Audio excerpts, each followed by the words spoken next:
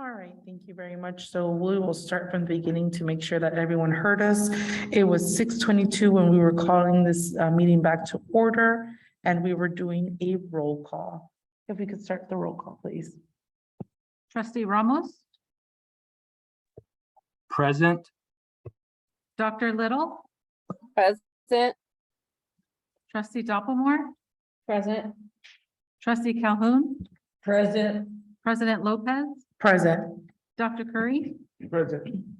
If we can have Trustee Ramos lead us in the Pledge of Allegiance.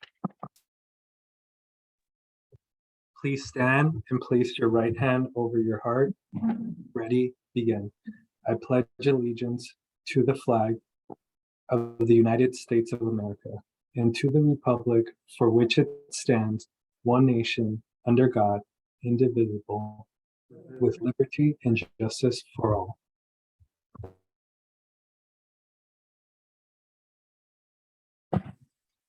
Moving on to item number 6, report of actions taken in closed session pursuant to Government Code Section 54857.1. We have nothing to report. Moving on to item number 7, Compton Community College District Resolution 9/12/22A, continuing Board of Trustees authority to hold virtual meetings pursuant to AB 361, open meetings, state and local agencies, teleconferences. Board members, do I have a motion? So moved. Second. It has been moved by Trustee Dopplemore and seconded by Dr. Little. Do we have any discussion? Trustee Ramos. Is this one any different than the one from last month? Dr. Curry? Yes. Yes, this one, if, as provided in the background of the document, this means that the board meetings in October through December will be in person and will be available for the public to be able to watch it on the YouTube channel. But this resolution only applies to the actual board meeting and not to any other meetings, correct? Yeah, so for the next 30 days, we still have it open. If we have to call a meeting, it can be done remote, but then the meeting in October will be considered in-person board meeting. Thank you. Dr. Little? No questions. Trustee Dopplemore? No questions. Trustee Calhoun? No questions. All right, see no questions, board members. We will do a virtual vote. Please be on the lookout for that item.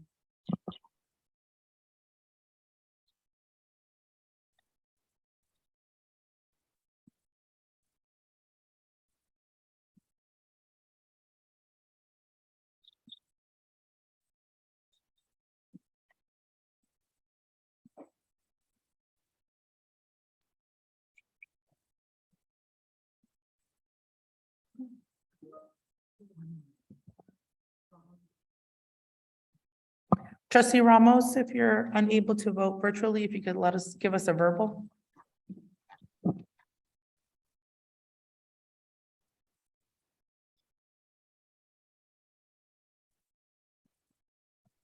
That's Did a you get that vote? Yes, that's a unanimous yes vote. Thank you very much. Moving on to item number 8, approval of open session agenda. Board members, is there a motion? So move. Second. It's been moved by Trustee Ramos and seconded by Trustee Dopplemore. Do we have any discussion? Well, before we have discussion, do we have any changes to this? No change. Great. Any discussion? Trustee Ramos, No discussion. Dr. Little, No discussion. Trustee Dopplemore, No discussion. Trustee Calhoun. No discussion. See no discussion. If we could do the roll call, please. Board members, we ask you to vote virtually.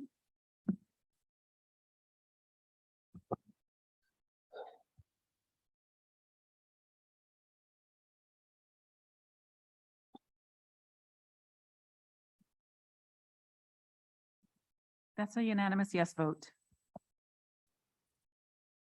All right, moving on to item number 9, recognitions, nothing to report. Moving on to item 10, request to address the Board of Trustees on agenda and non-agenda matters.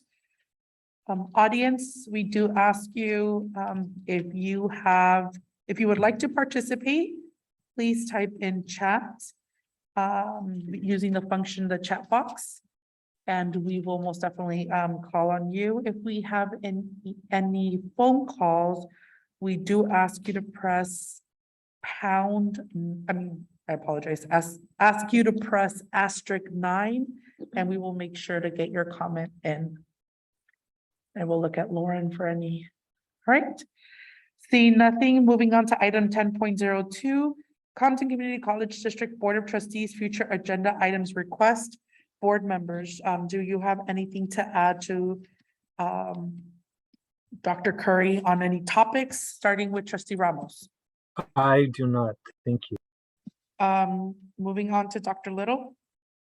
Just our continued updates on our admissions and additional workforce development efforts. All right, moving on to Trustee Dopplemore No future agenda items. and Trustee Calhoun. Could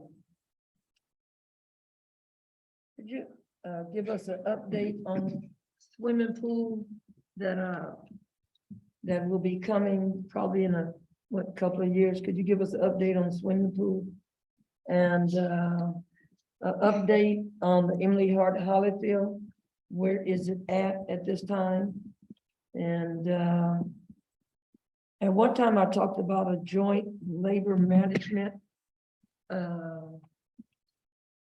And could you give an update to where that is at? And then last time we talked about labor study courses. Could we have an update on that? I asked for something else, but I didn't mean to say the truck driver's license, but it's something else. So I'll ignore that one right now till I get the correct verbiage. CDL. Is that what you're talking about? Yeah, but not the CDL license, it's just the truck driver training. Remember? Logistics supply chain, goods movement. Yes. Thank you. No problem. And that is it. All right, moving on to item number 11, Board of Trustees meeting minutes. 11.01 minutes of the August 15, 2022 Board of Trustees meeting. Is there a motion? So moved. Second. It has been moved by Trustee Dopplemore and seconded by Trustee Ramos. Do we have any discussion, board members? Trustee Ramos. I do not think. Dr. Little. Trustee Dopplemore. No discussion. Trustee Calhoun. Yes, I just have a question. I know there's a policy when a board member is not able to make it. Absent? Or you mean by absent? Yeah, Okay. by being absent. Okay. So, and I know it's approved by the board. So instead of, I'm just asking a question, instead of saying absent, can you say excused? Because once you vote on, we're excused, right? But it looks like in the minutes, every time it says under board members say absent, it's like we might miss 3, 4, 5, and it says absent when the board voted and we are really excused. We can make that change in the minutes in the future, because at the top of the minutes, it talks about that you had excused absence. So for the voting, it says saying absent, we say excused absent. Okay, thank you. But it's at the top, but we'll do that in the chart. Right, Okay, we can do that yeah, when it's typed up. when it's excused absent. Yeah. Got it. Thank you.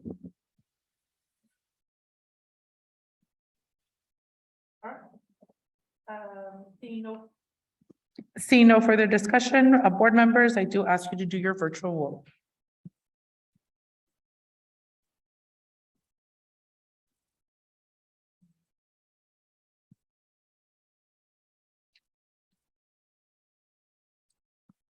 That's a unanimous yes vote. All right, thank you very much. Moving on to item number 12 for reports from representatives and employees organization. We will start off with 12.01 Associated Student Government Report by Paul Medina. Paul, if you can unmute yourself. Thank you. Good evening, Compton Community College Board of Trustees, President Curry, administrators, faculty, staff, students, and esteemed guests. This is Paul Medina, Associate Student Government President. From August the 22nd to the 25th, Associate Student Government participated in Welcome Week. During this event, ASG had the opportunity to connect with many incoming and prospective students and share information about student government activities and how to get involved in campus. Several academic departments and programs were also in attendance. ASG was happy to see many students on campus.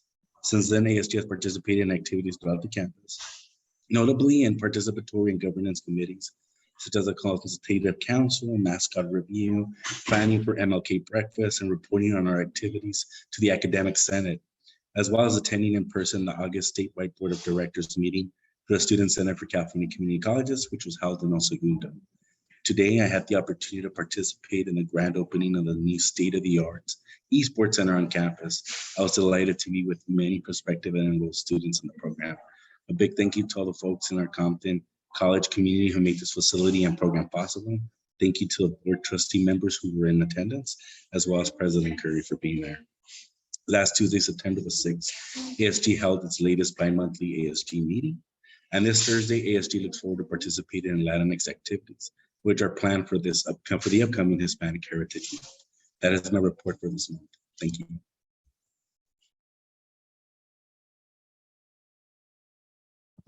Thank you very much. Moving on to 12.02 Academic Senate Report by Dr. Minotauro. I did believe I saw her. You don't mind unmuting yourself? Good evening, trustees, Dr. Curry, and other attendees. I will have a short report today. I'm reporting only on two matters.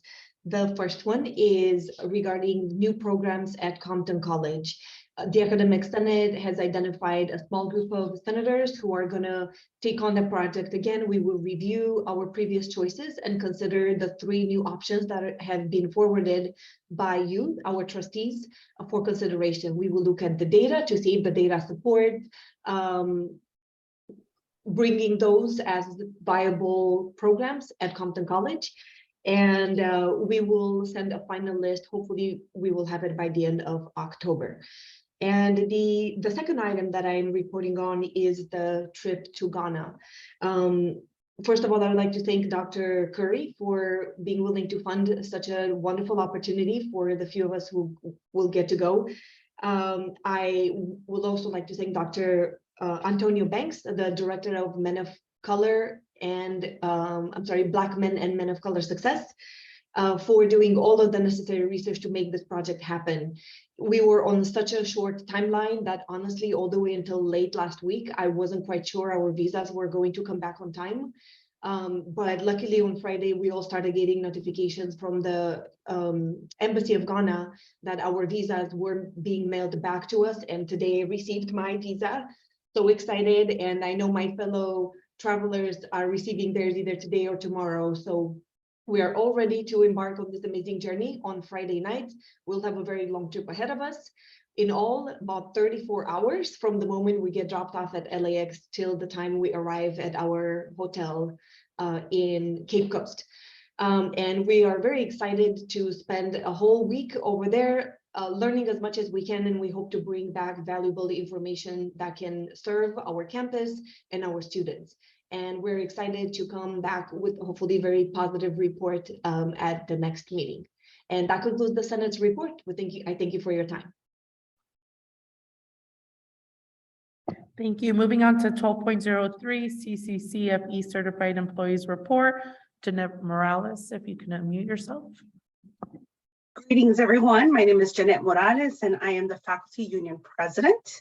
In today's agenda, you will find our sunshine proposals. One of the articles included is Article 17, which has to do with compensation. Did you know we have not had a fair increase in pay for several years? Did you know that Compton College is one of the lowest paying college within this region for both part-time and full-time faculty? Do you know what the step increase of our full-time salary schedule from last year to this year turned out to be? Compton College faculty with master's and doctorate degrees got an increase between $50 to $60 monthly. Dr. Curry and Board of Trustees, Please acknowledge our humanity. The faculty negotiations team looks forward to a good faith process of negotiations with the district. Thank you. Moving on to 12.04, CCCFE Classified Employees Report, Amikwa McKenzie. If you can unmute yourself.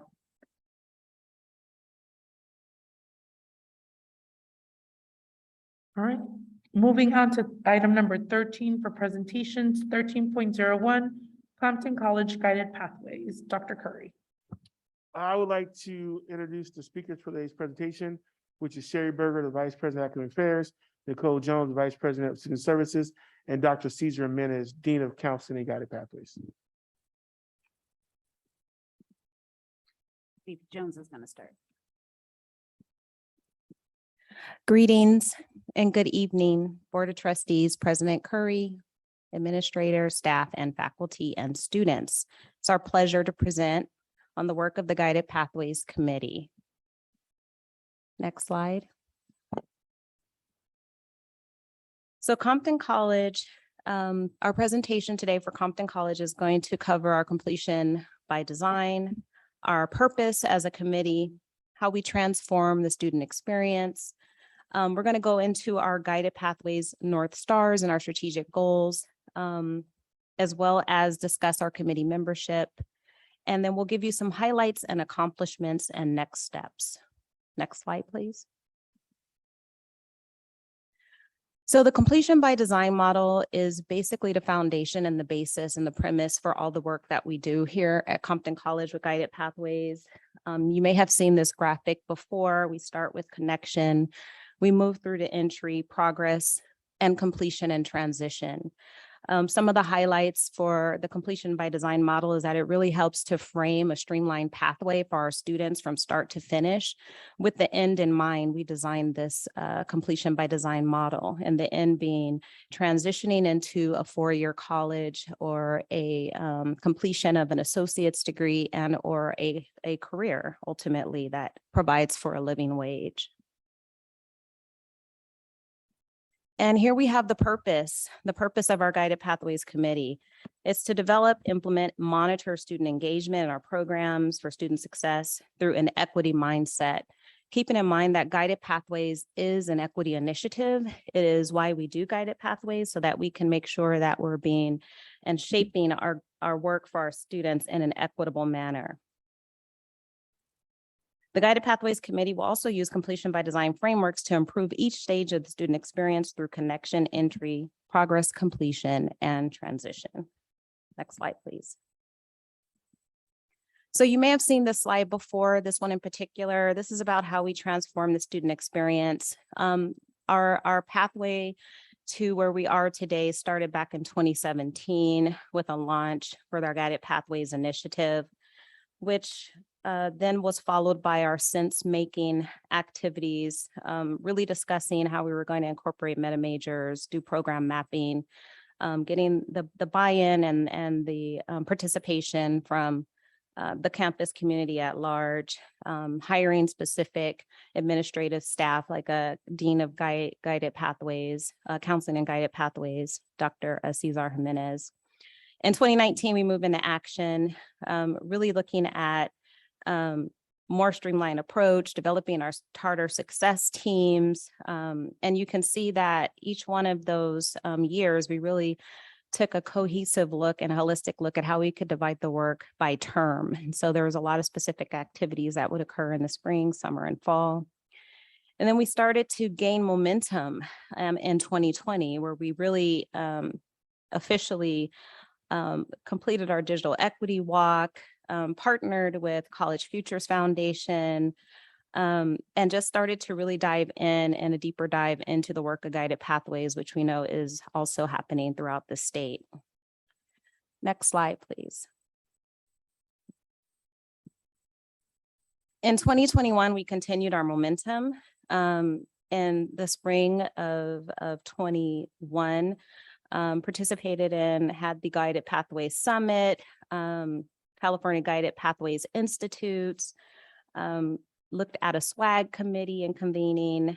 Early alerts have been a part a huge part of guided pathways. Those are retention efforts that really help our students stay on the path and to maintain engagement within the college from one term to the next. And moving on to 2022, continuing our momentum, continuing to submit our SOA guided pathways membership. Conversations happened. They occurred throughout the spring and were finalized somewhat in the summer, end of spring, beginning of summer. We had a lot of really detailed conversation about the committee membership, looking at our purpose and our moving forward. We also have a lot that we plan to accomplish this coming term with our revised North Stars, where we've aligned them and integrated them with our college strategic goals. And we all are planning to send a team in a week to another Guided Pathways Institute to focus a lot of the work on onboarding and student support services.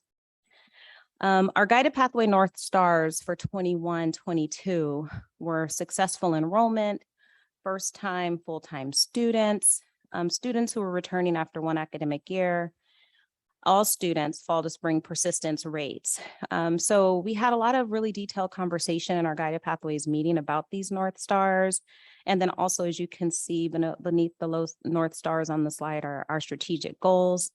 And so moving forward into 22-23, we wanted to really take a look at the data. We had conversations about what we had achieved with our North Stars and our strategic goals as it related to Guided Pathways. And we discussed upcoming North Stars for 22-23 that my colleague, Vice President Berger, will share with you. Next slide, please. Oh, you're there. So in looking at the North Stars, we noticed that in the previous year, we had two having to deal with retention and persistence. And looking at some of our data, we recognized that we needed to still do more work on raising the rate for completion of transfer level English and math, which relates to our work with AB 705. So our North Stars for this year and the overarching guide for us is successful enrollment, all students fall to spring persistence, and completion of transfer level English and math in 1 year. Next slide. And so we revised our strategic goals for the committee, keeping the strengthening on-ramps to Compton College for both new students and returning students for those who have left for any period of time. And we've incorporated 2 new goals having to do with improving our holistic student support for students enrolled in English 101, using case management through our success team structure, and then also improving our holistic student support for students enrolled in transfer level math. We're going to also have a goal to retain our students from fall to spring through our interventions and strategies. Some of these VP Jones already discussed, such as the early alerts and our call centers. We also, as she noted, revised our committee membership. This was a 1-year process starting last summer. The committee started as a task force, and so there were just a lot of people who were coming to Guided Pathways Committee, which was great, but we didn't have a formal structure of who the voting members were. So the committee membership was recommended by the Guided Pathways Committee and sent to Consultative Council for approval. And it was to have 6 administrators, 12 certificated faculty, 8 classified staff, and 2 students, and then resource members from a variety of areas, including EOPS, the Special Resource Center, Career Transfer Center, Basic Needs, etc. Next slide, please. So we want to take a moment to talk about some of our accomplishments from last year. Last year was the first year that the success teams were incorporated into our annual program planning process, which allows them to request resources for the engagement activities that they're going to put on for their students. Through the institutional resource allocation process, each success team was allocated $10,000, $50,000 total. We also had a carryover allocation of our $5,000 for our swag for students. In addition, there was ongoing funding approved $15,000 a year for new student survival kits and $15,000 across all TSTs so we can send students to academic conferences. I'm going to turn it over to Dr. Jimenez to continue with our accomplishments.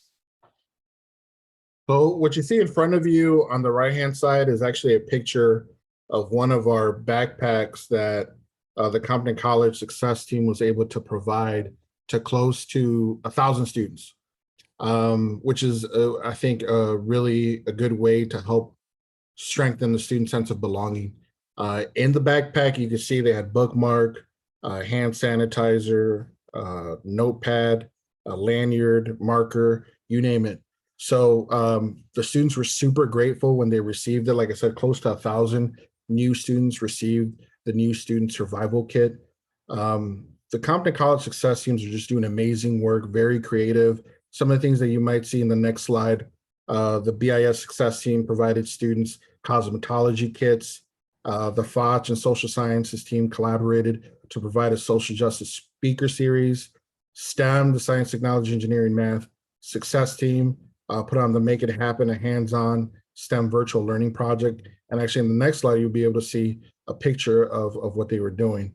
So actually in front of you here, you see some of the work, and I don't think it does any justice as to what the Compton College Success Teams are doing. But you know, here you actually see Professor Pamela Richardson, who's our welding professor, and she was doing a video, part of the success team work. On the left-hand side, we actually took students to Disneyland. The FOCH TST took students to Disneyland, part of a Disney Imagination Campus interactive workshop. So they were super immersed in the stories of Disneyland, you know, looking at it through a forest perspective, use of color, architecture, storytelling.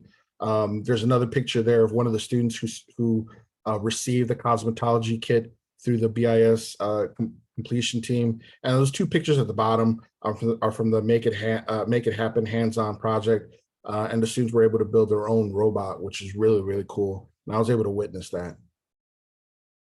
Next slide. So what's the next steps? We continue to advance and operationalize the Guided Pathways framework, grounded in equity, especially most recently as we've updated the student equity plan and looking at the student data and tying that to the work that we're doing and our North Stars. Coming up, we'll have a Compton College Success Team Institute. And we continue to increase student engagement. We scale our student success efforts for all students and really honing in on the tagline of every student is a success story. We'll continue our design teams. Other things that you'll see forthcoming, programming, you know, the proposals, some of the work that you've seen already with the cosmetology kits, taking students to Disneyland, the STEM workshop, and so on. And in addition to that, we'll be working with the Achieving the Dream cohort. So we'll continue with those two success coaches funded through partially by the Kresge Foundation. We'll be working with Dr. Rob Johnstone, as VP Jones had mentioned, will be there next week. We're part of the California Guided Pathway cohort 2.0. So those are a few outside stakeholder partnerships that we'll continue to work on regarding next steps. And that concludes our presentation today. I'll stop there and hand it over to you, President Curry. Do you have anything to add or? Any questions from the board? I'll start off with Trustee Ramos. No, thank you for that presentation. Dr. Little. Trustee Dopplemore. Yes, again, thank you, team, for this presentation and update on the programs. I just have a question. Can you tell us, like, can you tell me, like, approximately, say for like fall, how many incoming students do you have that are enrolled in the program? And how many that are currently like in the pipeline? And if you don't have it, that can be an update as well. we'll provide an update. You basically want to ask for enrollment by backpack information. Yeah, I was gonna ask, all students are participating in guided counseling, All students. all students. Okay. They're in divisions based on their major. Okay, thank you. But we'll provide the data for you, at the next, prior to the next board meeting. Thank you.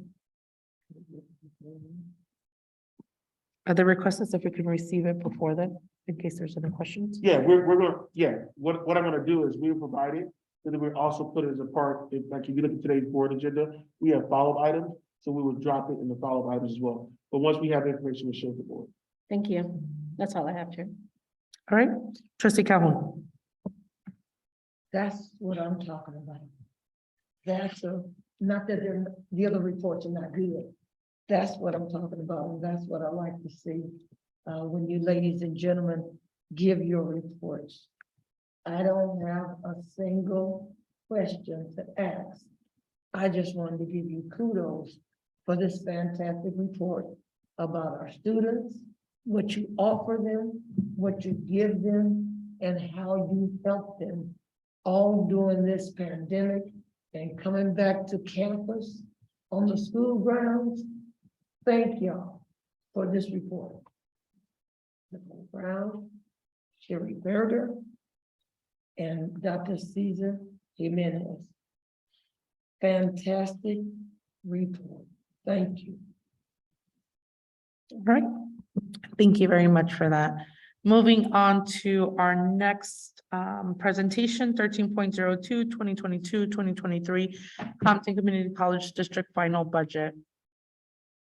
So, at the last board meeting, we provided a presentation on the budget assumptions. And at the June board meeting, the board approved the tentative budget.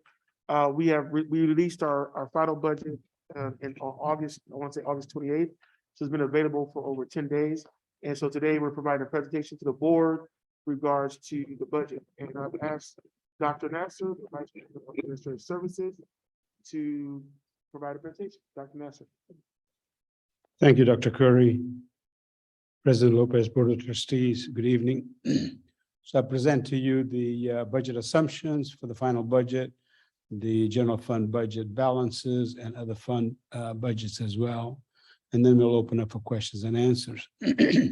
So at this point, we estimate the fund balance to be at $25 million. Our revenues are estimated at 48 million. The budget is predicated upon an enrollment of 5980. As you know, that's the number for us, hold harmless, based on our hold harmless status. COLA is at 6.56%. CalPERS and STIRS are going up, and you can see the increase in those two systems. Unemployment is 0.5%. We've budgeted for a utility increase of 18%. As you know, cost of living and cost of utilities are going up. We've hired actually the 7 faculty members shown here, and they were funded by the state. We have some vacant full-time faculty positions. Those 5 positions we're in the process of rehiring those positions. As you know, that our recovery fund ended last year, and so we no longer have those funds, and there were a couple of staff members that were being funded from that from the recovery fund, and so we'll be moving them to unrestricted fund to the tune of about $185,000. The augmentation and enhancements, the first one, of course, is the most important one, is the enrollment management plan. We're going to be adding $600,000 to that effort. We want to make sure that we do all we can to enhance our enrollment. There's some budget augmentation enhancements, $350,000. Summer enrichment program was a $100,000 project, but we funded $45,000 from last fiscal year and $55,000 from this fiscal year. The line of credit, $1.6 million. You had approved some time back that we want to pay off by fiscal year 26, so we are on track to do that. The OPEP, $850,000, and the per STIR stabilization fund, $200,000. We have reserves for ERP, that's $3.7 million, $400,000 for district personnel commission, and 350,000 one time for College Fire Academy. We've allocated transfers for a property and liability fund, 400,000, child development fund, 150,000. You will recall a few meetings ago, we talked about replacing all our computers in the labs as well as for faculty and staff. And so that funding will allow us to refresh all computers all the way through FY29. We're going to transfer 300,000 to the capital outlay fund for additional potential costs for the visual performing arts replacement project. $3 million for anticipated additional costs for the physical education complex replacement project. $215,000 for the CEQA for the environmental study. As you know, the state has allocated $80 million for our housing project. So we need to do a environmental study before we start that project, and $40,000 for the biotechnology laboratory classroom renovation project. So in terms of numbers, as I mentioned earlier, our fund balance is estimated at 25 million. When you look at all the revenues and all the expenses associated, our ending fund balance will be at $19.7 million in the unrestricted general fund. Next slide. Restricted fund, beginning balance estimated 3.3, and we'll end the fiscal year with $4.4 million. Next slide. As you know, measures C and CC, Series A, Series D, and Series E. We should be depleting those funds by the end of this fiscal year as we continue to wrap up our projects. Financial aid, we dispersed about $14 million in financial aid. And so that's what the fund balance would be at the end of the year, $185,000. I'd be glad to answer any questions you may have. Board members, I will start off with Dr. Little.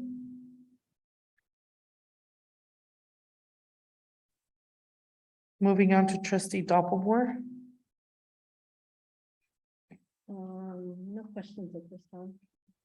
And I'm going to check in on Trustee Ramos because I know he said he needed to step away, but I don't know if he's returned. He didn't highlight any questions. All right, Trustee Calhoun. On page 5, 6, and 7, were those positions that you hired, or did I get the wrong pages? So these are the vacancies that occurred. We're going to be filling them. Yes or no? That's it? Is it? Yeah, okay. And then you said something that was fantastic. And I forgot what page it was, but I know what's on page 7. I'm sorry. Page 7? Yeah. Oh, you was talking about the PERS and the STIRS. What page was that? This one? No. But the PERS and the STIRS are continuing to rise. Is that? Oh, yeah, that's page 2, if I'm not mistaken. Oh, I'm sorry. That's right. So the PERS and the STIRS are continuing to rise? I'm sorry, page 3? Yes, they are continuing to rise. That's a cost that we have to bear. Retirement costs are going up, and it's something out of our control. So it's gonna keep Goes up. every year. Every year has been going up. Does it go up because of the economy or because of the? Basically, cost of living increases and the numbers, and also the numbers, right? Right. The number of retirees are increasing, and so we Right. have to fund that. Okay, thank you. Dr. Curry? Oh, yeah, I want to add something. I think this is a good conversation for the board to know about and think about. So if you look at our PERS and STIRS, we've been setting aside money each year in a fund for PERS and STIRS. Right. And the recommendation that I'm gonna add from the Planning and Budget Committee is when we'll start utilizing those funds to offset the increases. So we've been setting aside money for the last couple of years, but now we can start planning out when we start utilizing those funds to help pay for those increases, where it won't have to be all absorbed at once. Does that make sense? Yes. Yes. So we have money set aside, but we need to start figuring out when we'll start utilizing those dollars. And the money that's been set aside is included in your board docs, in the information section. It shows how much money we have in that fund. And I want to say, I don't know the number off the top of my head, but I can look at it in a second. But I think that's the next stage, next step in this process. Another great report. Thank you so much. Thank you, for trustee that Calhoun. report. Thank you. Well, y'all betting 100. I ain't mad at y'all. Y'all betting 100. Thank you. Great staff, Dr. Irvin. Thank you. All right, board members, we are now moving to public hearing on the 2022-2023 Compton Community College District final budget. And we will open it up to the public if there is any comments that would like to be given on this particular item. If you are in Zoom, we ask you to type in chat. If you are calling, we ask you to press *9. And if you are in person, we ask you to go up to the podium. And I will look at Laura for her direction. Right, seeing no seeing no comments for public hearing, we will now close public hearing. And then we will move on to item number 15 of adoption of the 2022-2023 Compton Community College District final budget. Can I make a statement before the, Excuse me? can I make a statement about the budget on the side? Yes, of course. So budget being brought before the Board of Trustees is the 2022-2023 Compton Community College District final budget. So I just want to say that our process for the budget is a year-round process that's outlined in our planning and budget calendar. So the Board of Trustees have been receiving information since last spring. We start off with a budget workshop. We provided you budget information from the governor in January, then we had a budget workshop. We provided information to the campus constituent groups through the planning and budget committee and the consultant council in the spring semester, at least the tentative budget. And then this summer, we will continue to work on the budget and providing information to the to our constituent groups. I just would like to recommend that the Board of Trustees approve the adopt the 2022-2023 Compton Community College District final budget. And a special thanks to a couple people, but to our planning and budget committee for their work on the budget. Also to Dr. Nasser and his staff for the work that they have done on the budget.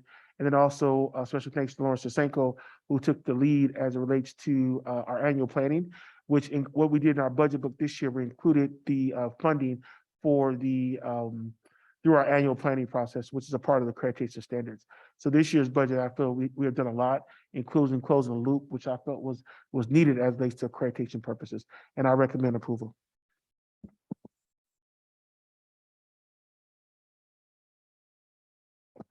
Board members, is there a motion for 15.01? So moved. Second it. It's been moved by trustee Calhoun and seconded by trustee Dopplemore. I will open it up for discussion in case there's anything you would like to add. Trustee Ramos? Dr. Little?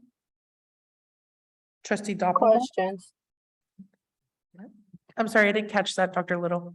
I said no questions. Okay, trustee Dopplemore No questions. and trustee Calhoun.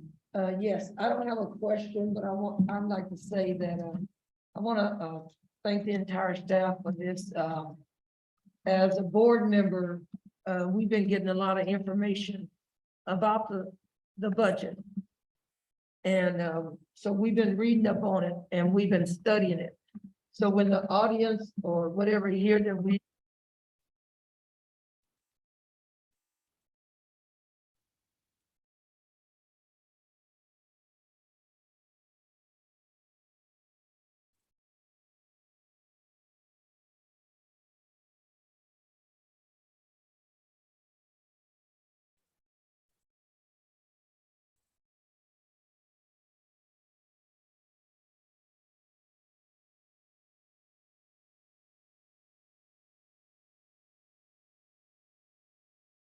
Oh, I am so sorry. I just wanted to say thank you for this.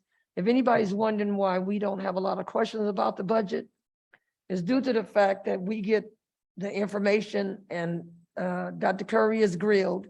Dr. Curry gets all the information for the staff and everybody is on the budget. So that's why you try to probably say, why we not asking any questions, because we ask them all and we get copies of the budget report. And I just want to say kudos to everybody that was part of this budget process, that worked on it and made sure that the board members knew exactly what was going on and where the money is going and where it's coming from, where it's going, and what the uses are. And so I just want to thank you for that, Dr. Curry. Thank you. That's all I wanted to say.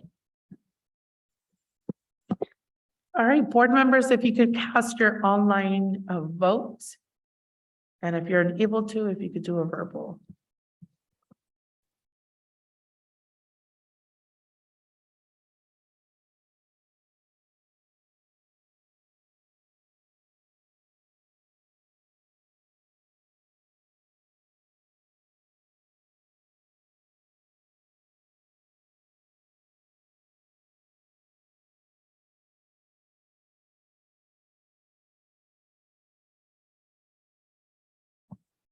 That's a unanimous yes vote.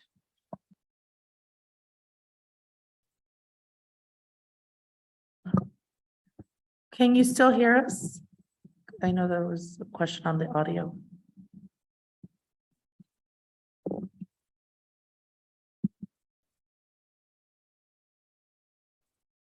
I could hear you.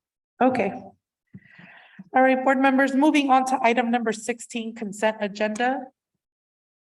Is there a motion? So moved. Second.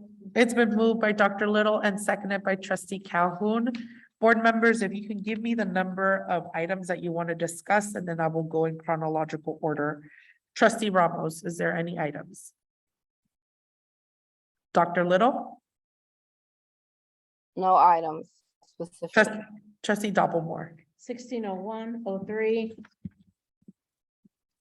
Oh my goodness, I'm sorry. I can't.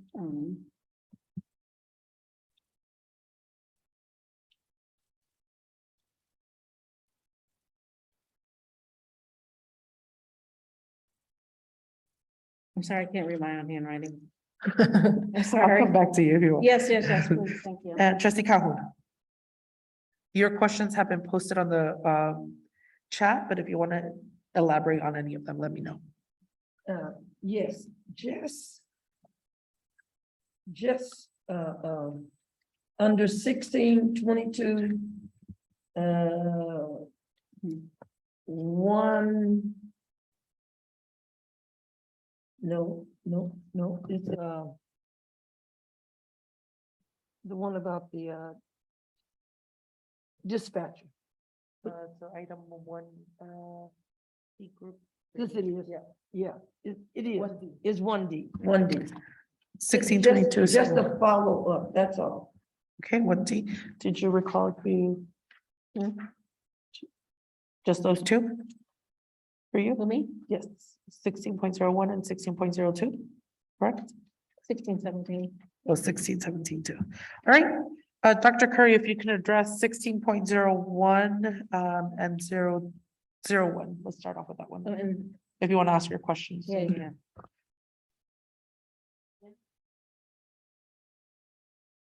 Can we start?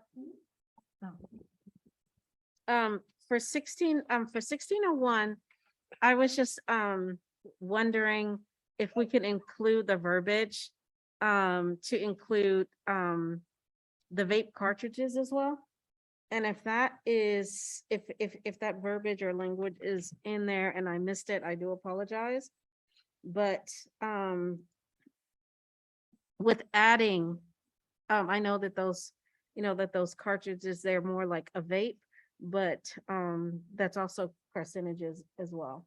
So the language currently says electronic cigarettes. Mhm. So is that different than what you? The cartridge would be the device. Yeah, so then we also have a nicotine delivery device such as electronic cigarettes. So they explain it here as well. In that first paragraph.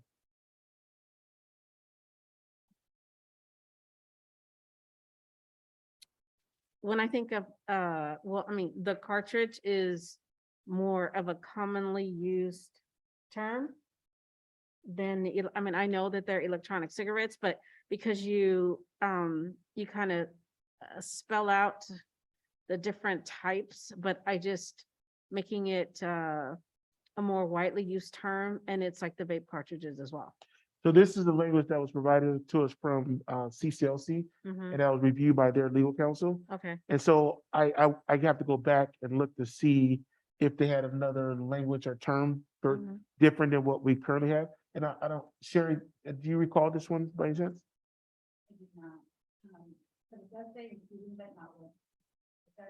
I know it also does say says including- also known as e-cigarettes. I see that.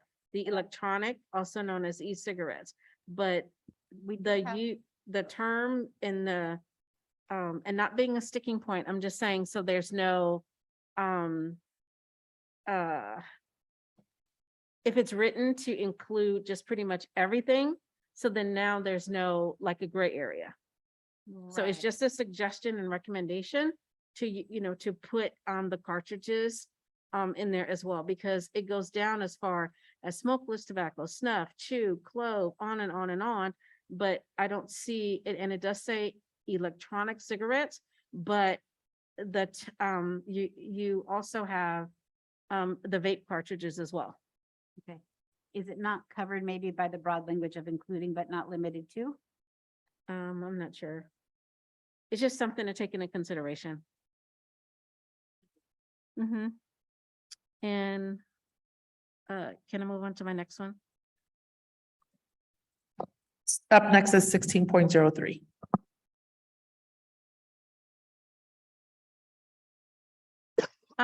Do we have currently with the change in the classes, do we have any students that are in the pipeline that can be affected by this change?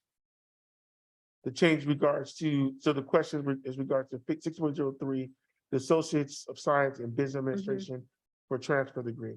So Yes. I have Sherry Berger just provide a background of what this means, and then also address, is there any students in the pipeline, and what does it mean in regards to catalog rights? So the Chancellor's Office has established transfer model curricula templates for our various degrees. And we had our associate in science for transfer in our business administration based on that template.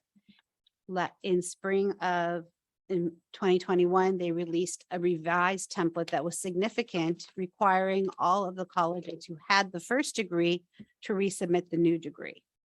And so that's what we're doing here.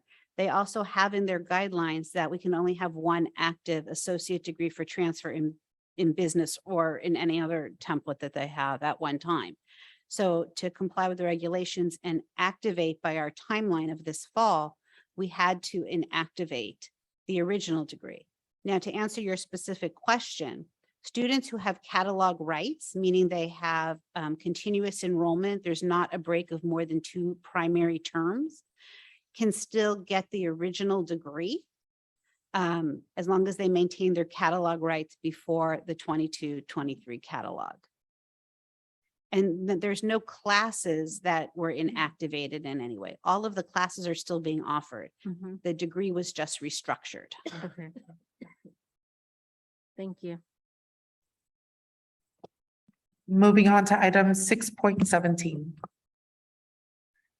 For 16-17, do we have confirmation that the original drafts were not been, the original checks have not been endorsed? This is the one on the checks, right? These are still dated warrants. That means these checks have not been cashed. Okay, got it. Just confirmation.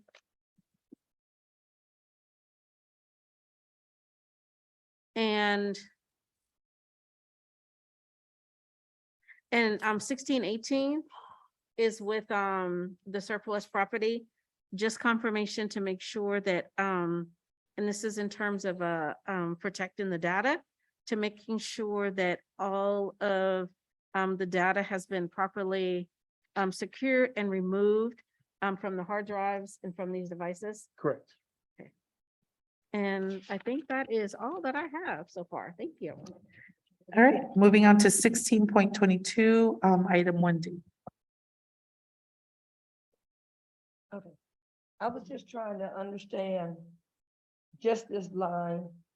What do you mean when you say, once the justification to fill the position is approved, human resources will begin the recruitment process? I don't understand once the justification, isn't there already one? I'm just saying. So Don't understand. the process is when we're filling vacant positions and documentation wise, is that we document when the positions are open.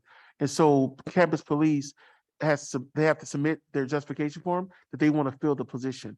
And so once we have the justification form back from them to say this position, which is now vacant, we would like to fill the position, then that is signed off by the person in charge of the department, the vice president, and then also cabinet. Then it goes to HR to move forward to announce the job. That means the district has documentation before positions are announced, that it went through a process and also went through a review. I'm so glad you told me that, because really, see, I don't know the process. That's why I was asking the question. I just thought, when you know it's a vacancy, I really just thought it just goes to HR. And HR applies it. Thank you, now I understand. So it's the department that has to do the justification, say they need something, then it goes through that process, it goes to HR. Correct. And HR drafts on it and slides that, job. But it also gives individuals or departments the opportunity, if they want to do something different or make a recommendation, like for example, they can say, you know, this is what the position was before, based off of this person leaving, we would like to do a reorganization, or we need a different type of position to meet the needs of students. So by giving them that opportunity to submit justification, they can say, we want to fill it, maybe we not want to fill it, maybe we want to do something different. But that's where the justification form comes in, is where the manager can provide their recommendations to cabinet regards how they want to move forward. And if, I'm just the last question. So if somebody's already on the campus, right? Somebody, and they have taken, or they know dispatching, and they decide that they want to probably take that position, do they have to take a test for it, or do they just interview for it? They will have to apply for that position. Oh, okay. And they have to go through the application process and then also be on the eligibility list. And then for being on the eligibility list to be interviewed by the supervisor. Okay, that was my only question. Thank you for that. Now I understand the process. If you'd like to see a copy of the justification form, I know we have that available, but I can share that with the board if anybody wants to see it. I don't have to see the justification form. You trying to load me down with paperwork, but that's okay. I just, you gave me the process. And now I know what the process is, and then I don't have to ask that question anymore when it's something down here that's saying vacant position or whatever. I already know what the process is, and it's up to that department. Thank you very much. Board members, if you could do your virtual vote.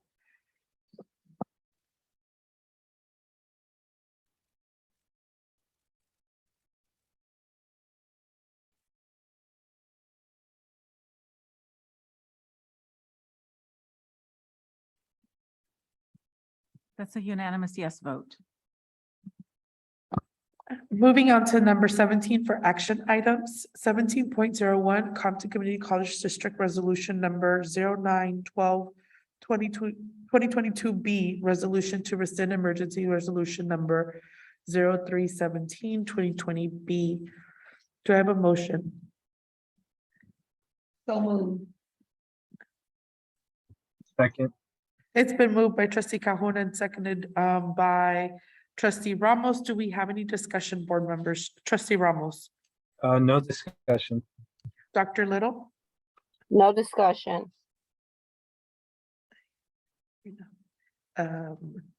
trustee Dopplemore, No discussion. and trustee Cajon.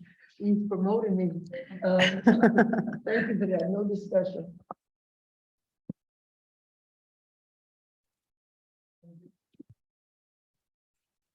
Got it. All right, see no discussion. If we could please do our virtual vote.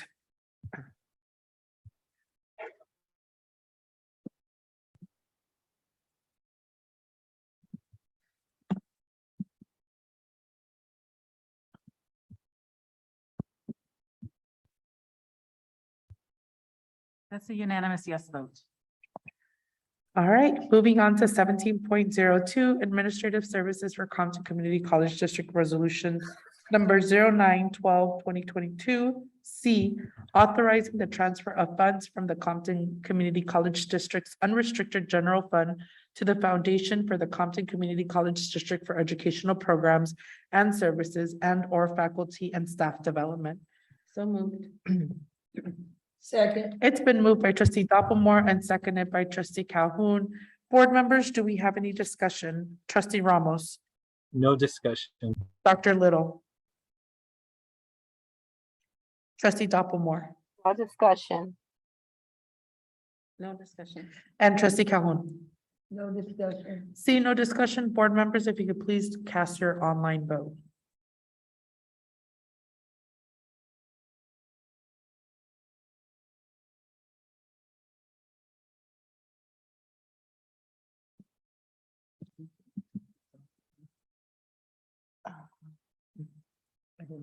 That's a unanimous yes vote.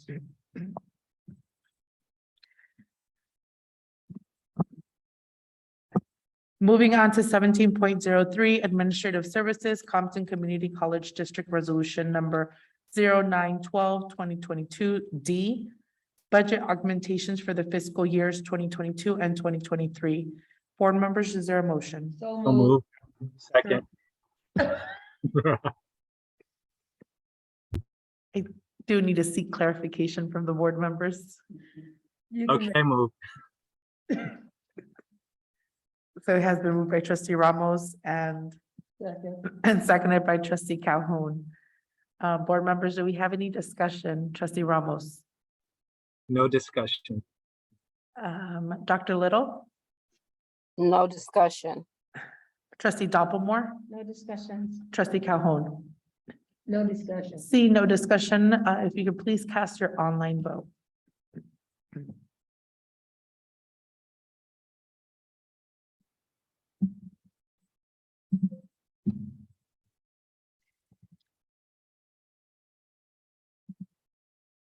That's a unanimous yes vote. All right, moving on to 17.04 Administrative Services for Compton Community College District Resolution 0912-2022 E Budget Transfers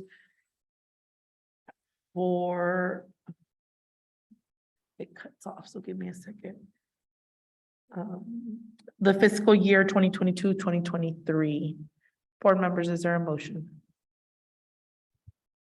So second. Okay, vice versa is. Board members, I am going to ask just for record purposes, if you could clarify who will be the first and who will be the second. I'll be the second. So move. And for clarification purposes in the record, it has been moved by trustee Ramos and seconded by trustee Calhoun. Board members, do we have any discussion? Trustee Ramos, No discussion. Dr. Little, No discussion.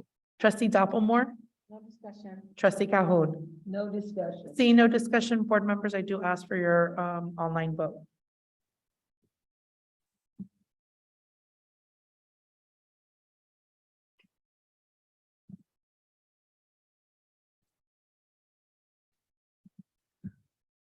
That's a unanimous yes vote.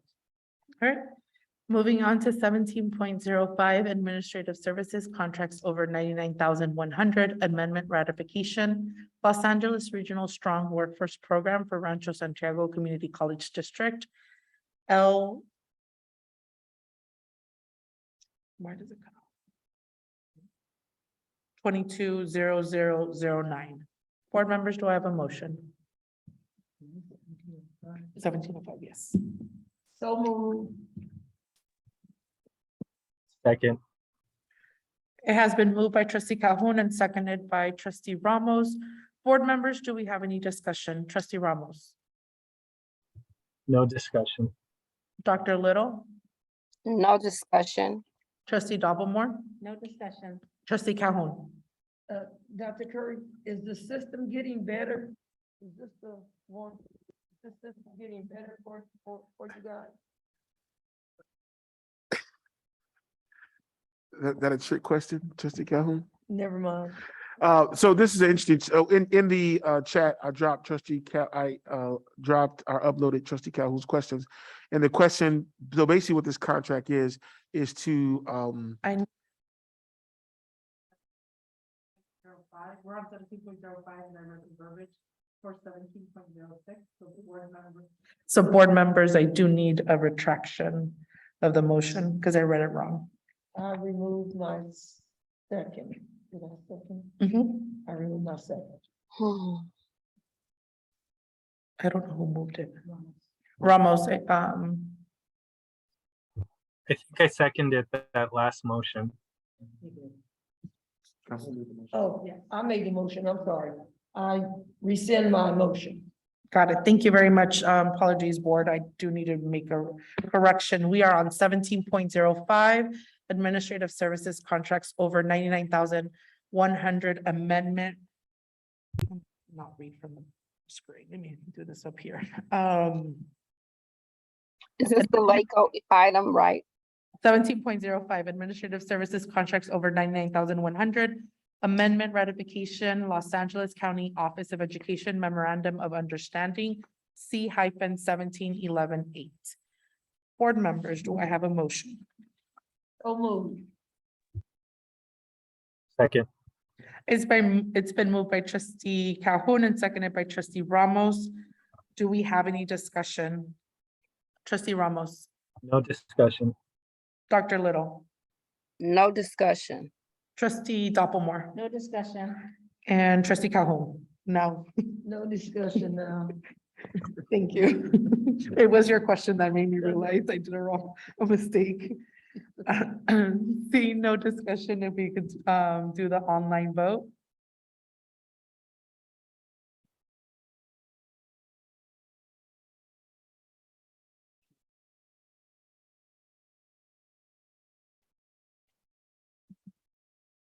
But as you're voting, just so you know, we're implementing as best as we can. That's a unanimous yes vote. Thank you very much. Now moving to 17.06, administrative services contracts over 99,100. Amendment ratification, Los Angeles Regional Strong Workforce Program, Rancho Santiago Community College District, L 220009. Do we have a motion? Okay, so moved. Second. It's been moved by trustee Calhoun and seconded by trustee Ramos. Board members, do we have any discussion? Trustee Ramos, No discussion. Dr. Little. I just have one quick question. Dr. Curry, is this a continuation, this partnership? Correct. Okay. Thank you. Trustee Dopplemore No discussion. and trustee Calhoun. No discussion. See no discussion. Board members, if you could please cast your online vote.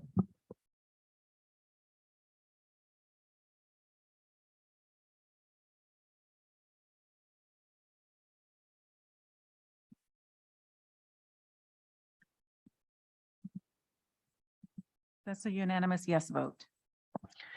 Thank you very much. Moving on to 17.7, facilities planning and development contracts over 99,100.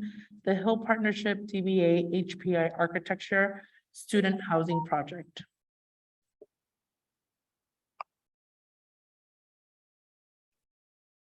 Board members, can I get a motion? Make a motion. So moved. Second. It's been moved by trustee Dopplemore and seconded by trustee Calhoun. Do we have any questions, board members? Trustee Ramos, I do not. Thank you. Dr. Little, Do we have the additional options that were reviewed, Dr. Curry, in terms of potential contract?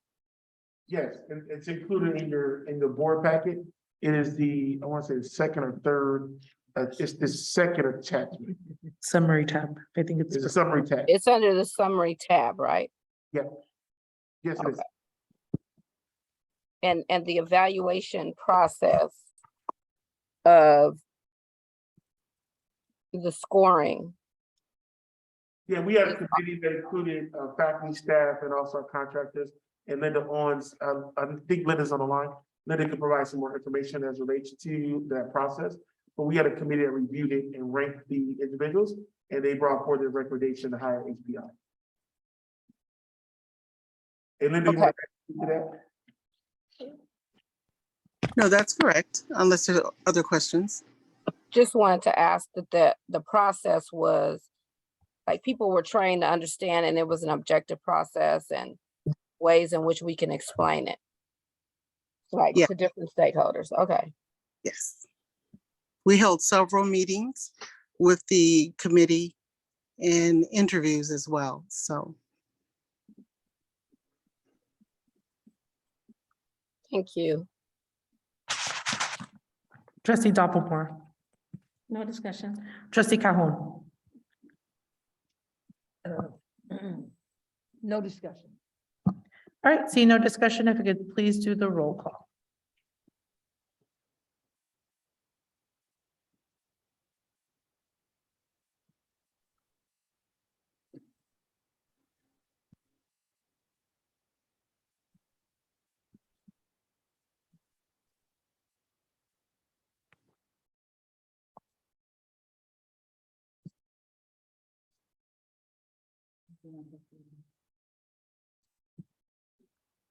Board members, we're just waiting on, oh, there you go.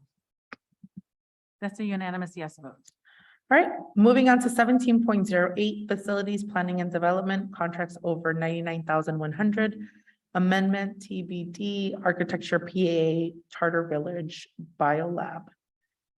Do I have a So motion? moved. I'll second it. It's been moved by trustee Ramos and seconded by trustee Dopplemore. Do we have any discussion? Trustee Ramos, No discussion. Dr. Little, No discussion. trustee Dopplemore, No discussion. trustee Calhoun. This is, yes, I'm sorry, yes. So this is to demolish Target Village, right? No, No. this is, we had a recommendation that we were working through regards to our biotech program. And this will allow us to renovate one of those classrooms in Carter Village to use as a location for biotech. Oh, So we've been working on this issue for over a year and a half, and we finally got to a resolution about potential next steps. okay, I just want to make sure which one it was. Okay, thank you. All right, seeing no further discussion, if you could do the roll call, please. Board members, if you could cast your online vote. I know. It's getting blurry.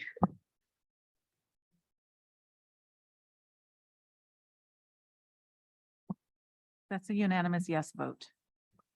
Thank you very much. Moving on to discussions, 18.01 Compton College full-time equivalent students, FTES. Dr. So- Curry. So including in the packet for today's meeting is information on enrollment. We're actually about 1.2% down from last year, and we're still working through some enrollment challenges regards to some dual enrollment issues that we have to work through. So we provide a report of where we're at regards to enrollment. Our fill rate is actually up by 1% higher than it was last year at this time. So that's a positive thing for us as well. So I'm very much encouraged, but we still have to continue to push as it relates to enrollment and enrollment management for the college. And so we're excited about where we're at, but we still have a lot more that we need to do to recover our full-time equivalent students. Also included in the report, and we mentioned this today at the Consult Council, we became aware of an issue regards to our 320 annual reporting. So if you look at our numbers for our 5-year FTS that we submitted this past summer, it shows that our fall FTS was lower than the spring of 2022. We saw that as an issue of concern, and Sherry Berger, working with the Lucian and also the staff, we've been able to identify where the error was occurring in our Lucian banner system, and that will be corrected before we submit our final amended FTS report, 320 report, to the state by October 1st. And that concludes the enrollment update, unless you have any questions.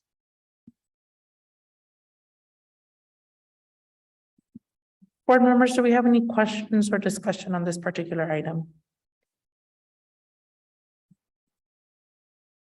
All right. Dr. Curry, Oh, go on, Dr. Little. I just wanted to know in terms of trends, how our numbers are trending comparatively speaking, when we know that many of the admissions numbers across the state had dipped. So is there any comparison or comparative data to give us a sense of where Compton College is in comparison? In comparison to other colleges? In comparison to other colleges, but more so trends, because there's so many. And we know they're different dynamics that could influence that, but in general. So give me a, just, I just want to make sure I ask this question. Are correct. we like upward trajectory? I mean, I know that we had numbers related to COVID.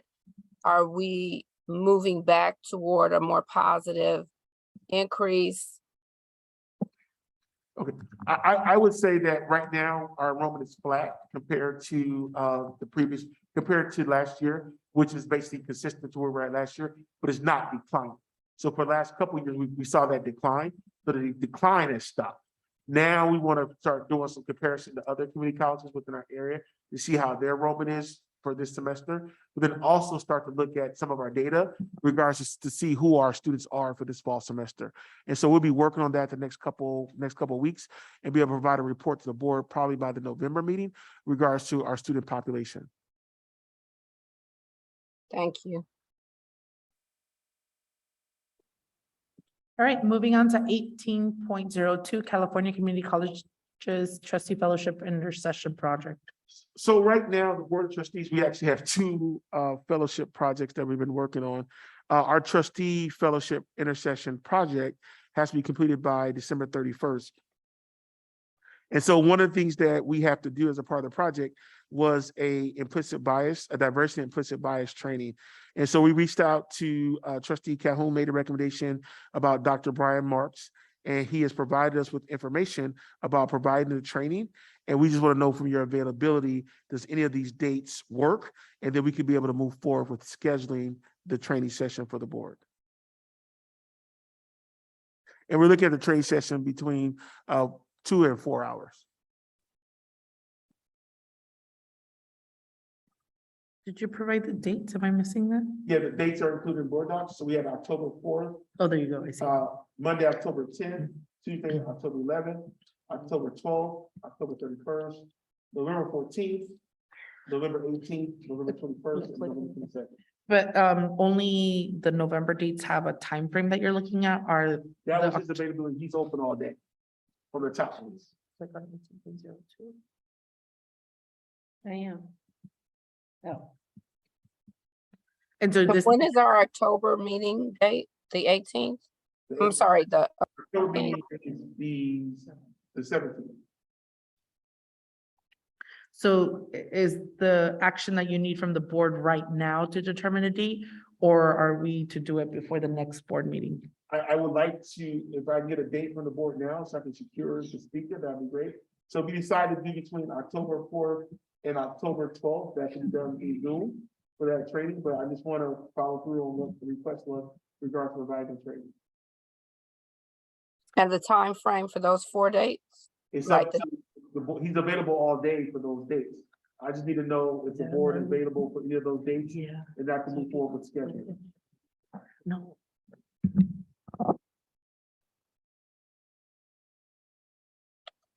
Hmm.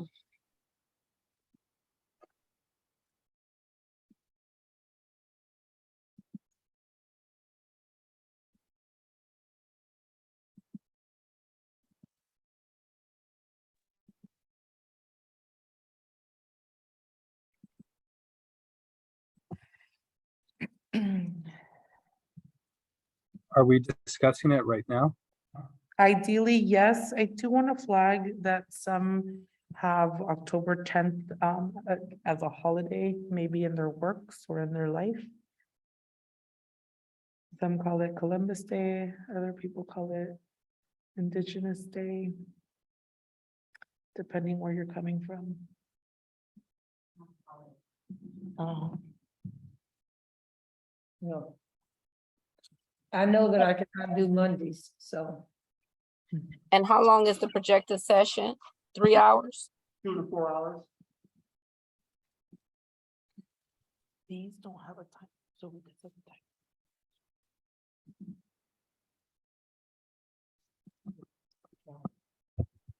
I don't see any evening options during the week, and I know that I work full time, so I have the issues with other trustees, but I would basically have to take off a day of work. I could do the first 5 dates in the anytime after 3 p.m.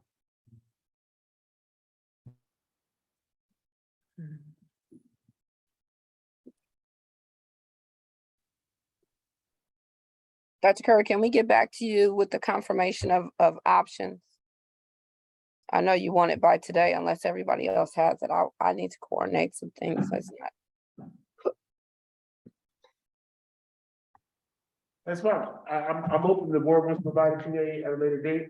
The key for us, is we have to finish this project by December 31st. And so I'm just trying to confirm the speaker and the date and time. Dr. Curry, can I make a request? Because I know Dr. Little just mentioned it. Is there a possibility in which the speaker can provide us some weekend dates that might provide flexibility for the board members that have a working schedule, especially in November where there's only a 9 to 12 timeframe being allotted? I can ask for additional dates. Okay, so this says Pacific time. Is he in a different area? He's on the East Coast, so that's why we gave us the Oh, yeah, Pacific Standard Time, so we'll be clear. yeah. Maybe you could ask, agree for the working individuals. Maybe it could be a Saturday and maybe in the morning, like we do our retreat.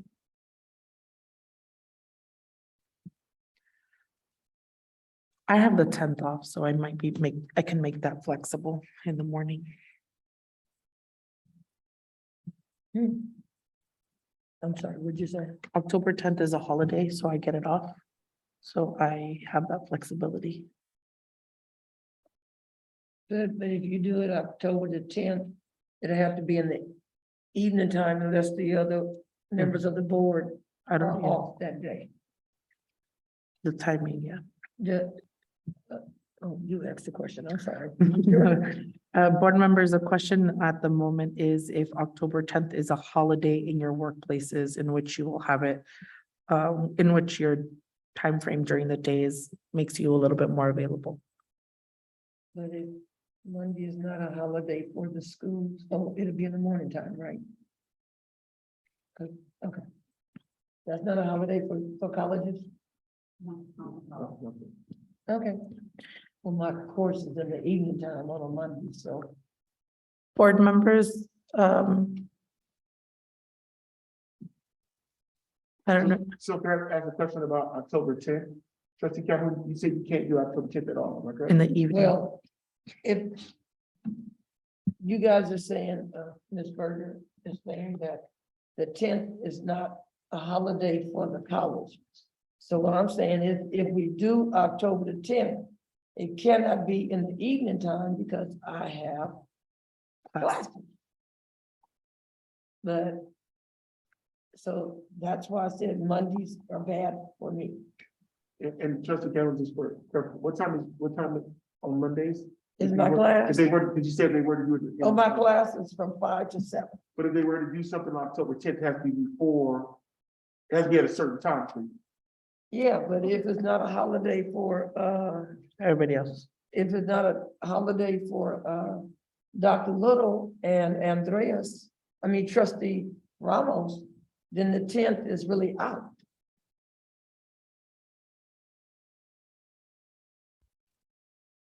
Everybody's silent, I'm sorry. Trustee Ramos and Dr. Little. Do you have any comments? I will try to make it work. I'm just putting it out there of what possible limitations depending upon when we decide. So I will try to make it work. That's all. Trustee Ramos?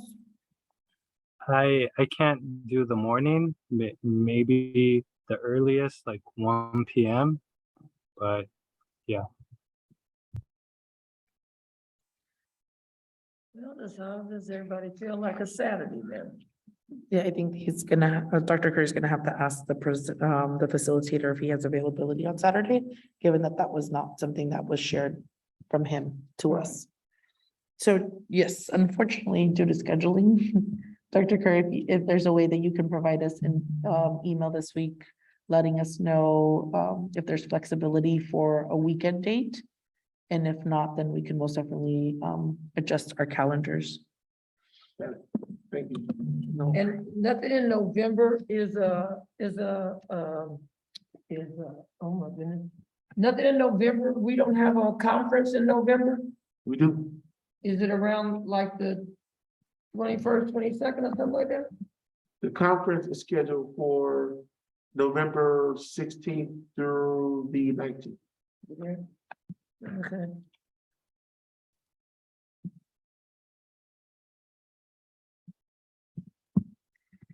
Okay, board members, we're asking Dr. Curry to circle back with the facilitator for a weekend availability.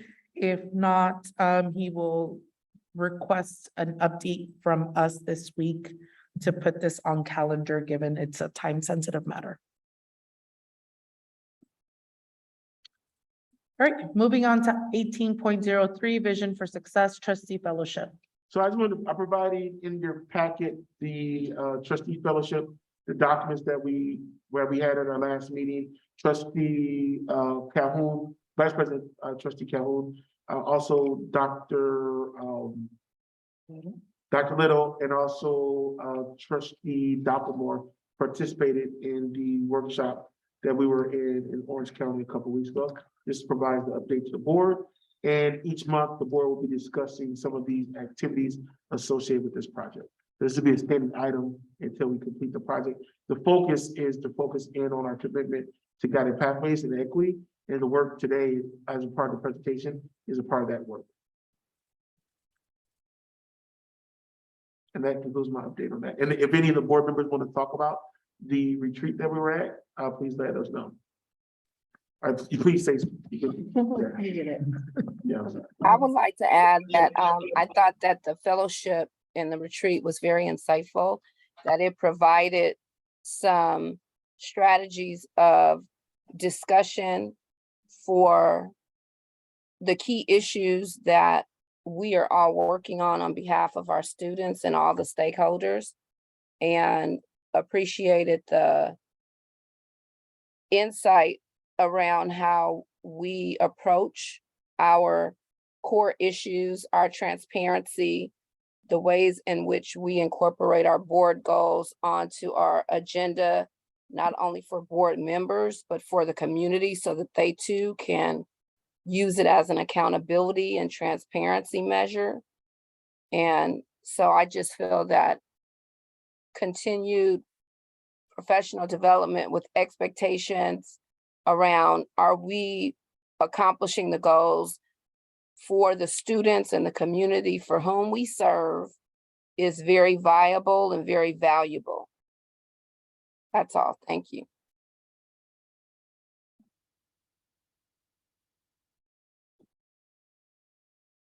Any other board members? I'll say it in my comments. All right. Moving on to item number 19, grant items, administrative 19.01, administrative services for grant ratification, upward bound math science award number P as in Paul 047M220408. Board members, I do need a motion for this item. So moved. We're doing 20 or 19.01. Second. It's been moved by trustee Calhoun. Is there a second? Second. And it's been seconded by trustee Ramos. Do we have any discussion? Trustee Ramos?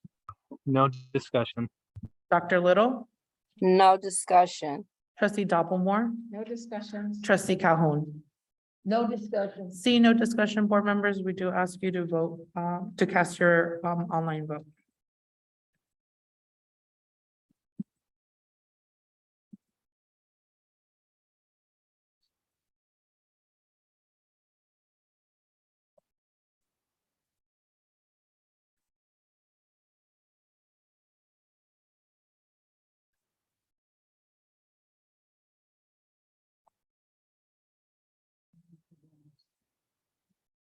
Trustee Ramos, are you able to cast your vote? That's a unanimous yes vote. Thank you very much. Moving on to item number 20, board policies and administrative regulations. Dr. Curry. So including in your packet today, we finally got updated our board policies and administrative regulation or administrative regulation or administrative procedure, the board policies for that. What's going to be reviewed is a third document. So earlier this year, the board agreed with the recommendation to move forward regards to reviewing policies every 5 years. And so now we know which policies need to be reviewed this year. And so now we're going to start working on that and also the schedule. So that gives that to the board. Then we also have one policy regards to honorary degrees and administrative regulations associated with that, which is going to be reviewed at the Academic Senate meeting this week. And then also the cleanup language regards to the standards of student conduct. And that's it. Board members, do we have any questions or discussion? Trustee Ramos, No discussion. Dr. Little, No discussion. Trustee Dopplemore, Yes, in the notes section, where you have, new AR, is that, will those be revised? Those be new. Those are new, and then which ones are reflected, because you have some that say repeal. So which ones are noted that will be, revised? When you go and through the policies review, Mhm. then you also review the administrative regulations as well. But they're not noted here.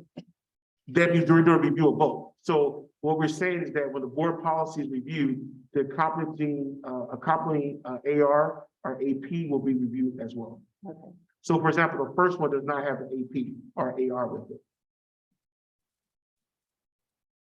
Does that make sense? Oh, here in the accompanying. Correct. Okay, got And it. so this Okay. one right here, it has to be repealed because of there's another number for it. Okay, And so we just gotta go back and fix, because the board already approved the new policy for this with a different number. And that's the reason why it has to be repealed. thank you. No further questions, Chair. all right, moving, Trustee Calhoun. All right, moving on to item number 21, information items, Dr. Curry. Yeah, I just want to just bring to the board's attention a couple of things in the information item. Last month, the board approved the board's goals. So now those goals are included as part of the information report. We also included in the update number 21.06, which are action plans. So that's updated as of last week. So that's the updated version of it. I also just want to bring your attention to, there's nothing major in it, but there's an update on the Oliver W. County Estate. Just wanted to make sure that the board is aware that there's updated information about what we're doing as well.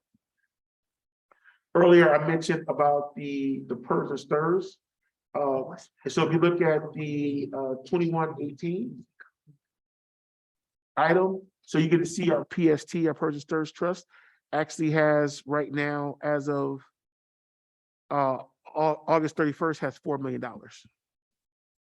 So going back to Trustee Calhoun's earlier question, I wanted us to tie that in regards to how we're going to utilize those funds in the future. And the final piece that I want to just bring to your attention is the item 21.29. So what we did, if we can open attachment, Lauren, what we did was we take your requests and your directives, and then we include that in this document. And then when there's updates, we're going to be dropping them in their meeting, and we'll also be putting them on board docs.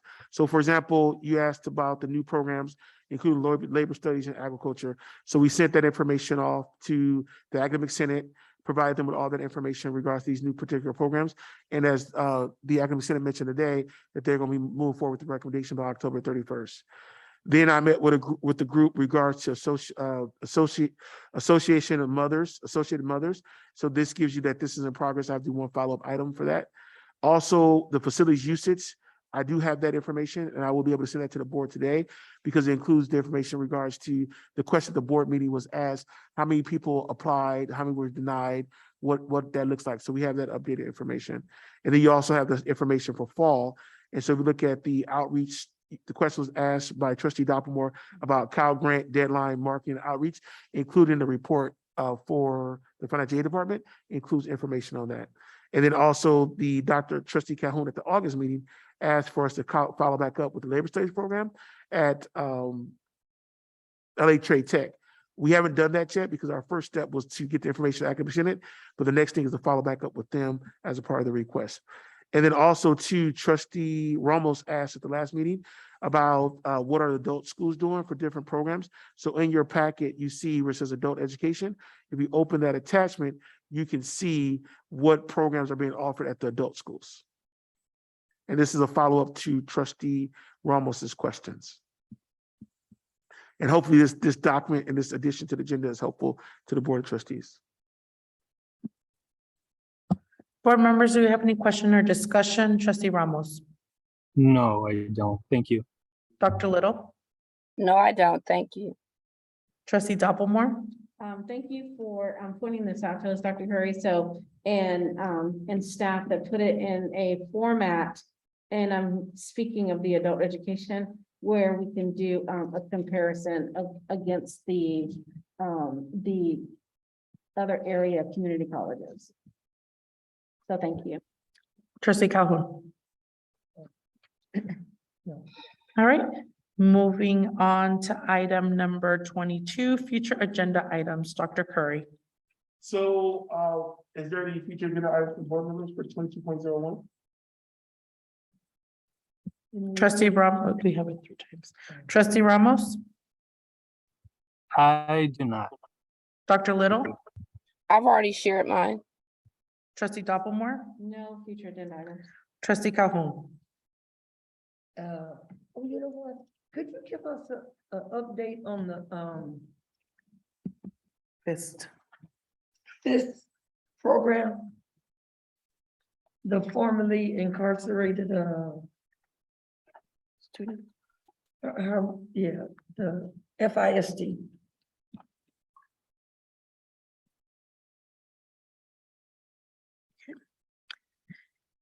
All right. I want to check something, Trustee Calhoun. I was just trying to check the schedule to see if they're on schedule to provide an update. And I think they did it. Yeah, yeah, they did it in May. That's last time we had them do an update. Okay, I see what you're saying. I want to say the reason I asked that question, because somebody's going around saying that we don't have any type of programs for formerly incarcerated individuals. That's all.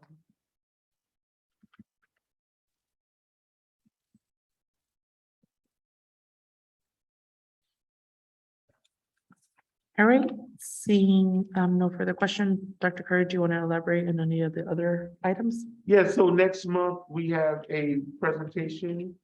We have a presentation on student equity and achievement and also a presentation on dual enrollment. Then your trustee area report card will be released. So you get to see how students within your district are performing. Update on our partnership with California Competes, and then also a report on distance education and a staffing update. All right, moving on to item number 23, oral reports. 23.01, Dr. Curry.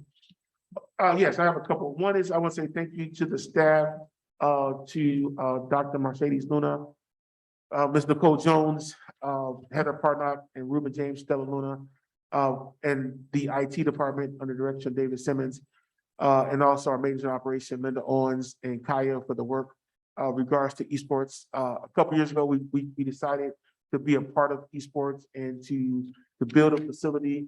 And today was amazing with Common Unified School District and California State, the University of Dominguez Hills were on our campus to see the grand opening of the facility. There's another community college that was here to take notes and to try to get information about how we do things. But it was, I thought it was a really nice event, but I'm really excited about the opportunities we have for esports moving forward. Also too, I want to just for the board to be aware that on October 18th, and you'll get an invitation for this, but on October 18th, the Foundation for Compton Community College District will be hosting their first event, which will be a mixer. And the mixer is scheduled to begin at 4 o'clock, am I correct, Heather? 6 o'clock, and it will be near the Library Student Success Center. But it's on October 18th at 6 o'clock p.m. And this is their first event. So we've been working to bring back the foundation and to reestablish it. We have done that. And now their first event is scheduled for October the 18th at 6 o'clock p.m. And we'll make sure the Board of Trustees get their invitation for that. And another thing I wanted to highlight, as it relates, when we go back to students to success, is this weekend, our football team ended their streak. I don't want to say how long the losing streak was, but they beat LA Southwest, who was our rival, 20-10 this past Saturday. It was really nice to see our student athletes today, our football players, with a smile on their faces because they accomplished a win. And I feel really good about what they've done and also their accomplishment. And so I'm really excited about that for our student athletes. And the final piece I wanted just to report on, to say thank you to the Board of Trustees once again for approving the 2022-2023 Compton Community College District budget. The one thing I want to stress, not only to the Board of Trustees, but also to the employees, is that we have to make sure that we spend those dollars that have been allocated for programs and services. And so we've been really pushing to make sure budgets are set up and expenditures, things are being spent, because our students have needs and our program have needs, and the budgets has been allocated to provide to meet those needs for the students. And so really going to be pushing the next couple of weeks to make sure money is being spent for the programs that have been funded within the budget.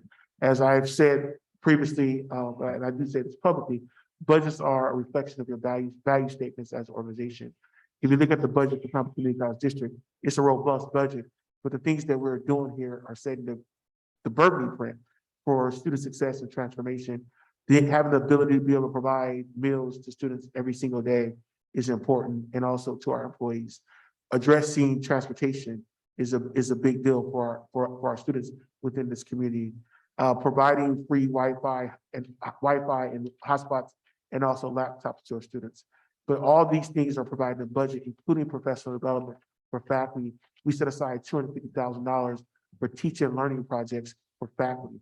And so our budget is a reflection of our value statements. And one of the things that I mentioned last week in my newsletter is that we charge students to print. And so that's another cost that we're trying to work through. So students don't have to pay to print at the Library Student Success Center and other places on campus. So we're really addressing affordability through the state budget and providing options for our students that I think is very important as we move forward. And that concludes my report. Moving on to 23.02, Board of Trustees, Trustee Ramos. Well, I just wanted to say that last Thursday, I was able to tune into the league held a trustee webinar on enrollment management. And yeah, I tuned into that and it was pretty insightful, and that's all I have. Thank you. Dr. Little. I just want to thank everyone for their continued service, as Dr. Curry already discussed about the fantastic esports facilities and support. I think it continues to move Compton College into a transformational space and meeting the needs of the current and future workforce. Again, thank all of our faculty, staff, and students, so that way we can continue to serve them and know that we are in partnership with them. So again, I just want to thank everyone for their service.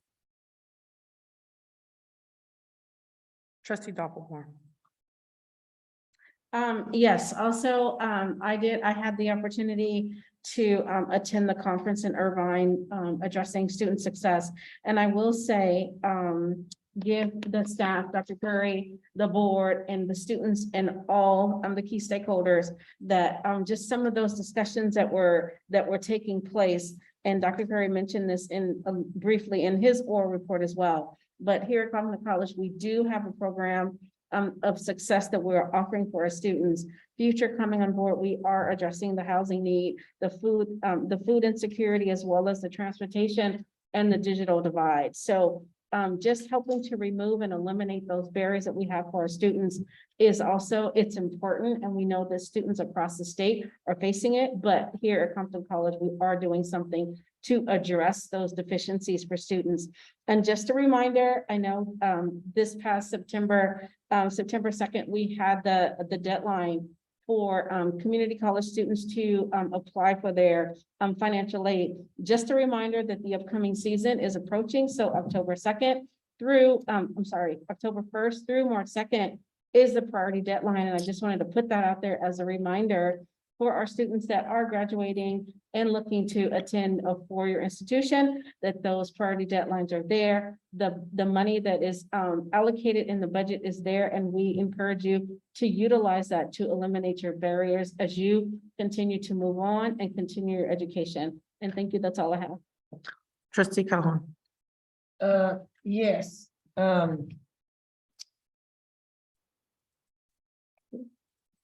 lost my train of thought, but here it goes. Yes, I attended the same event in Anaheim. Thank you for picking me up. Thank you so much. In Riverside. Dr. Curry, what is the CEO's name at Riverside? Isaac Wood. Is an odd name. Okay, well, Dr. Curry, get it. Say that person's name. We had a lesson plan, what we had to do, and we had to get to know one another and see what is happening at each college, right? And so he's the CEO of Riverside.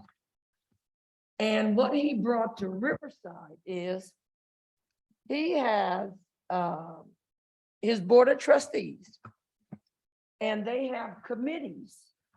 They have equity committee. They have a student success committee. They have a resources committee. They have a institutional effectiveness committee. They have partnership and economical development. And out of those 5 committees, there is a board member that is the chair of each one of those committees. And he has invited the academic senate and the faculty, and who else, Dr. Curry? Each one of them is on that committee, and they are the co-chairs. And each committee discusses those 5 topics that I was talking about. And they bring it back to the board. And so he said it has worked with the board and the faculty and the academic senate because they come together as a whole to discuss the issues of the college. And he said it works very well. And everybody was like, wait a minute, your board members meet with your academic senate and they're on the committee also? He said yes, because the board members need to know about what's going on, and the faculty need to know the board members that although they do policies and procedures, that this is how you get to know the board members get to know what's going on with faculty, academic senate and stuff like that. I thought that was very interesting because I don't hear a lot of colleges, and they might, but they don't talk about it. But I don't hear a lot of college CEOs doing that. And so it's an anomaly, but I'd like to give Dr. Curry those 5 committees because he knows about it. And I just repeated them. And I would really like Dr. Curry to look into that and see what the academic senate and the faculty or the classified feels about these committees. And he said that he's not over it at all. The CEO, he's not over it at all. It is the board members who's the chair, and the other ones are the co-chairs. And they have a round table and they discuss all this right here in order to bring it back and work cohesively with one another. And he say, it started out there were issues, but everybody understands and everything, and nobody gets outside their roles. So Dr. Curry, I would really like to see how would our academic senate and the faculty and everybody that's in charge, how would they feel about being a co-chair on one of these? I'll leave that up to you. That's your job. So I'm gonna stop right there. But this is very interesting on how they all work together and everything at Riverside College. Dr. Curry, I forgot what committee that the board appointed me to when we did our reorganization. I'm sorry, I wrote it down, but I can't find it. And I also visited the esports. What a fantastic gaming thing for this college and our entire community.